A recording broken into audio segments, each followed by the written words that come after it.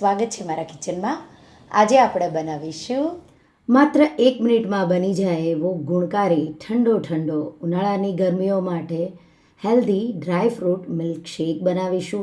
સવારે જો બાળકો સ્કૂલે ખાલી પેટ જતા હોય તો એના માટે, કે સવારે જો તમને બ્રેકફાસ્ટ બનાવવાનો ટાઈમ ન રહેતો હોય તો આ મિલ્કશેક તમે રોજ બનાવીને પીવો એવો ટેસ્ટી, સાથે શુગર ફ્રી, એમાં ખાંડ કે ગોળ કાંઈ નથી વાપરવાના, તો પણ બહુ જ ટેસ્ટી એવો બનશે. તો ચાલો બનાવીએ.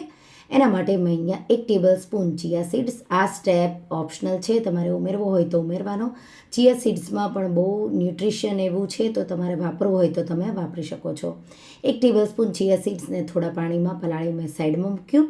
હવે એક બાઉલમાં આપણે 10 કાજુ, 10 બદામ, 10 પિસ્તા, સાથે 4 અખરોટ. હું 4 ગ્લાસ બનાવી રહી છું મિલ્કશેક, એટલે 4 અખરોટ. જો તમે ઇન્સ્ટન્ટ બનાવવા માગતા હોય તો અહીંયા તમારે અંજીર નથી ઉમેરવાના, તમે સ્કીપ પણ કરી શકો છો. અને હવે આપણે અહીંયા 8 જેટલી ખજૂર, તો ખજૂરનો તમારે ઠળિયા કાઢી આ રીતે ખજૂર ઉમેરી દેવાની. હવે એમાં આપણે 1 કપ ઉકળતું ગરમ પાણી ઉમેરી દઈશું. રાત્રે પલાળવાના હોય તો નોર્મલ પાણીમાં, અને ઇન્સ્ટન્ટ બનાવવાના હોય તો ઉકળતું ગરમ પાણી કે પછી ઉકળતું દૂધ પણ તમે લઈ શકો છો. તો રાત્રે પલાળો તો નોર્મલ પાણીમાં જ પલાળવાનું છે, ગરમ પાણીમાં પણ નથી પલાળવાનું. તો આ રીતે મેં 30 મિનિટ જેવું અત્યારે પલાળ્યું છે. 30 મિનિટ પછી એકદમ સારી રીતે બધી સામગ્રીઓ આ રીતે પલળી જશે. હવે મિક્સર જારમાં આપણે એને ટ્રાન્સફર કરી દઈશું. તમે જો દૂધમાં પલાળો તો દૂધ બધું જ તમારે ઉમેરવાનું છે, અને તમારે આ બધા નટ્સ એકવાર વોશ કરી અને પછી જ તમારે એને આ રીતે દૂધમાં પલાળવાના. મેં અહીંયા પાણીમાં પલાળ્યા એટલે મેં પાણી કાઢી નાખ્યું છે. અને હવે 1 કેળું આ રીતે એના પીસીસ કરી ઉમેરીશું, એનાથી થિકનેસ આવશે પ્લસ ટેસ્ટ પણ આવશે. હવે 1 કપ જેટલું ઠંડુ દૂધ ઉમેરીશું, અને સાથે એમાં થોડા બરફના ટુકડા પણ ઉમેરી દઈશું. અને આપણે એને થોડું પહેલાં એકદમ સ્મૂધ એવી પેસ્ટ જેવું વાટી લેવાનું છે.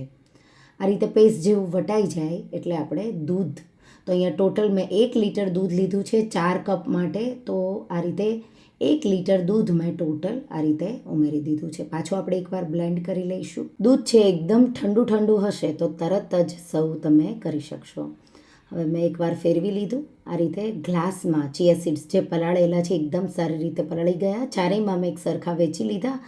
2 ટુકડા બરફના, અને આપણે બનાવેલો મિલ્કશેક આ રીતે રેડી દઈશું, અને ઉપર પિસ્તા સ્લાઇસથી ગાર્નિશ કરી ઠંડો તમે એને સર્વ કરો. તો રેસીપી એકવાર તમે ટ્રાય કરજો અને મને કહેજો કે તમને આ રેસીપી કેવી લાગી. તો તમને આ રેસીપી કેવી લાગી મને કમેન્ટમાં જરૂરથી જણાવજો. અને હા, જો તમને આ રેસીપી ગમી હોય તો વિડીયોને લાઇક કરજો, શેર કરજો, અને મારા ચેનલને સબસ્ક્રાઈબ કરજો. અને આવી જ નવી રેસીપીઓ માટે તમે બેલ આઇકોન બટનને પ્રેસ કરજો. Thank you for watching.